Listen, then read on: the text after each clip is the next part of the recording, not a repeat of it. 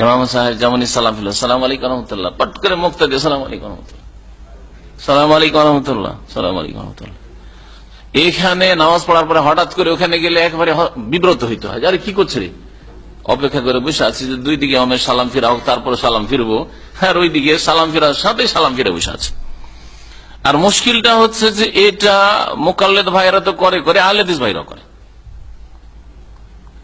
আমি আমার জানা মোতাবেক আহলে হাদিস মসজিদের অবস্থা এটাই, জানি না আপনারা এই সম্পর্কে কি বলবেন না বলবেন, কিন্তু আমার যেটা জানা। আর আমি একটা বড় মাদ্রাসায় গিয়ে গত সফরে বলে এসছি, সেখানকার ওস্তাদদের সাথে আমার মিটিং ছিল, তাতে যে আপনার মসজিদ থেকে তারা বেরোলে একসাথে, আমি বললাম যে আপনাদের নামাজের ছাত্রদেরকে আপনারা এটা শেখান না, এটা তো ঠিক না এই আমলটা, এইভাবে যেটা আমাদের দেশে চলছে।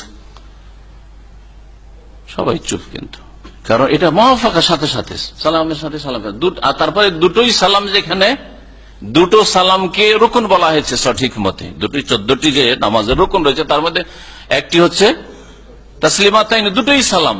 এমন নয় যে একটা সালাম ফরজ রুকন আর একটা সুন্নাত মুস্তাহাব, এরকম নয়। তাহলে দুটো সালাম যতক্ষণ না হয়েছে ওই রুকনটাই তো আদায় হয়নি ইমাম সাহেবের, আপনি পট করে কি করে সালাম ফিরছেন মুক্তাদি।